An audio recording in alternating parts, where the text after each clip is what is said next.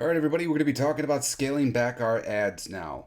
And at this point in the process, we're on the way out with this product, to be perfectly honest with you.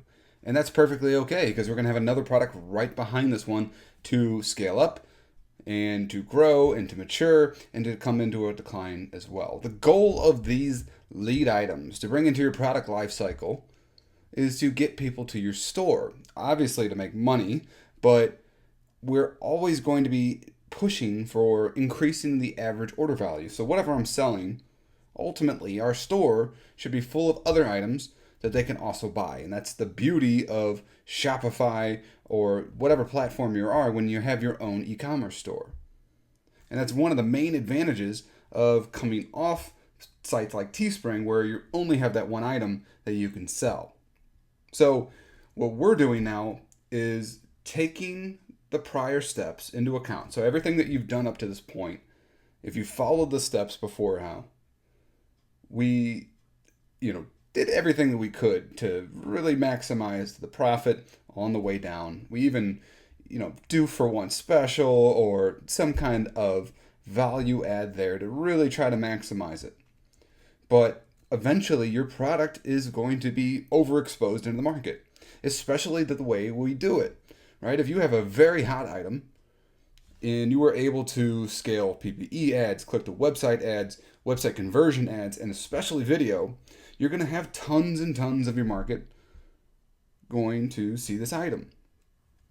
And that's perfectly okay. That's what we want because it's a hot item. We want as many eyeballs on it as possible. But in doing that, you're going to get all the people that are going to buy it to buy it. And eventually that is going to die down. The beauty here is that once that exposure has kind of maximized, it's also directly correlated with the decline stage of your product. So after this video, when we have another video that talks about bringing up another product into the introduction stage, we're going to take this item and move it into our store. And this item is proven to sell. We have tons of the customers to build an avatar around that bought this item. And so we're going to understand who we can lead more traffic to, who's going to naturally see this in the future in our catalog, and they're going to buy it again because these are the people that we're going to drive in and over and over and over again to our store. Item after item after item. That's what our lookalike audiences are going to help us do. That's what our conversion pixels are going to help us do. Bring people back. And eventually what you're going to have is people buying this item because it's proven, but they didn't see it as a lead item. Or they saw it and then didn't buy it. It's still going to sell. And that's the beauty of this model, is that it's still a proven item. You're still going to have lots of traffic come to it through the other lead items. And so it's going to have its use, but it's no longer a lead item for us. So scaling back, your ads will have different performance levels during the earlier three stages. For example, your ads are going to be at different places. So website conversion ads might be at 100% ROI. Your PPE ads might be running at 50%. Your video ads might be at 200%. Whatever they're at. You might have had to scale some of these back prior to the decline stage. Other ads might have fallen off, and that's perfectly fine. You'll know how to do this properly the way that we do it going forward from now, if you've already kind of worked your way through this process. But what we need to understand is that I don't scale ads back that are hitting 50% or above. I don't even touch them. Over the course of a 3 to 4 day window, remember. A lot of people, for some reason, will tell you that they'll kill off anything that's not hitting 100% ROI. That's crazy to me. An ad is still performing in a very solid manner if it's giving you a solid return on investment. Stocks sometimes don't get very strong return on investment, but people still hold them because it's still return on investment. Your ad is performing. Unless something irregular happens, your ad will continue to make money over the course of a period of time. Yes, it's going to be on its way down, but we're monitoring it. We're making sure that we're checking our 3 to 4 day window And if something like an ad was getting 100% ROI and now it's getting 75% ROI, keep it. Once it gets to the 50% ROI mark, that's when we need to really take note. We're always monitoring it on the way down, but we're going to start adjusting budgets once it's hitting the 50% or below ROI mark. Now, remember, sale price minus delivered cost minus ad spend equals your profit. ROI, and I know this is math here, but let's take this into account because you're running a business. So your total revenue minus total cost, you're going to take that and divide that by your total cost. Take that and multiply it by 100, and that's going to give you your ROI. So when we're talking about 50% ROI or 200% ROI, that's the formula. Some people don't get that formula. They'll just throw a number out there, but that's the formula to get your ROI. So back to the 50% level. This is when we're going to scale down our ads. Anything from 25 to 49% ROI, we're going to scale that back 25%, meaning from $10 to $7.50.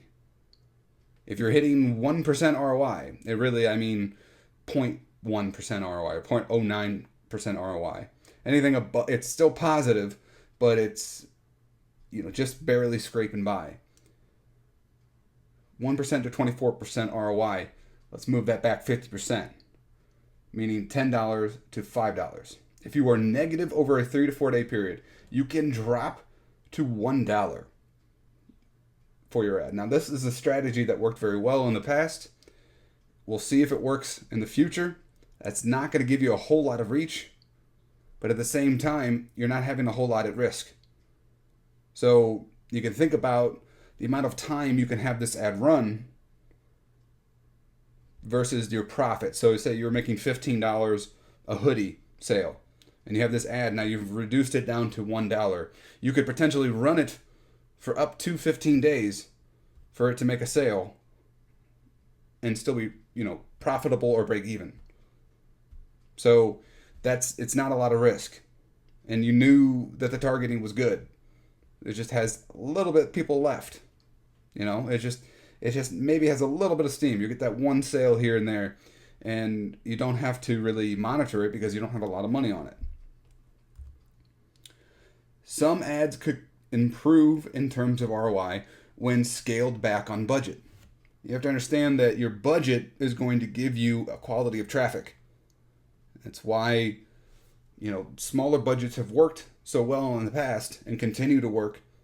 And, we want to find that ceiling because the amount of traffic and the quality of traffic, your bid cost, whatever you're bidding on, is going to be taken into account by Facebook. So if you have $10 to make a conversion, that's your bid, your optimized bid is at $30, but you only have $10 per day. They take that into consideration. Now, if you match it up or you raise it above that, you obviously have more room for them to spend and play around with the optimization. So think about that. Scaling down or scaling up, that's why sometimes going real big doesn't give you a whole lot, right, of improvement. I remember when you used to be able to spend $4,000 on a single ad set and a PPE ad. I haven't gotten anywhere close to that, in months and years. I want to find that ceiling, and then I want to scale out. We do the same thing about scaling back. We'll see if it improves performance at a lower level.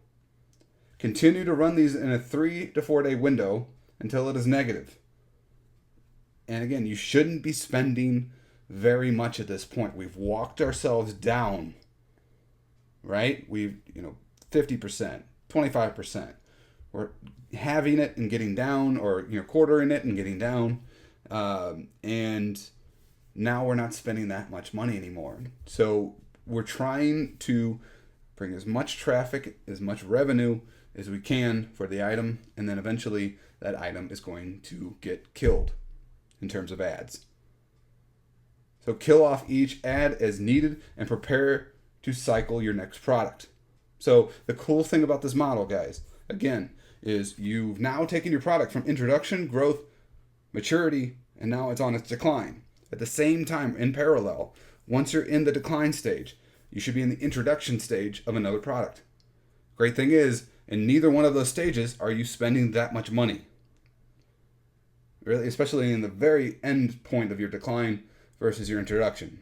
You're not spending a whole lot of money on either end there. So you're not crossing each other. You're not competing with yourself or whatever you want to think of mentally. You are bringing one up and taking one down. And this will give us a smooth transition in revenue as well. Because if you do this properly, you could even bring these 2 points as you get better and better at this method to a point where you're almost static with your profit level. And again, the lead item is just to get the traffic to your store. Of course, we want them to buy that item, but we want them to buy everything else in our store too. So the lead item is what we're pushing a lot of traffic to. You can have more than one lead item once you get really good at this model, but we're talking about one item at a time and building out our store using the lead items plus some t-shirts or some proven winners that you've had. But you can basically fill your store up with these proven lead items because you know, not only do you know who to sell to, but you have all this data. You have buyer emails, you have conversion pixel fires, you have lookalike audiences, all based off of the people who just bought your lead item or in the next lead item, in the next lead item.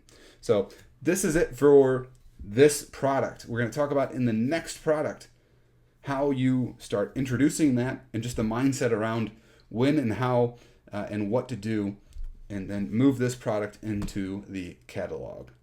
Okay, so I'll talk to you in the next video.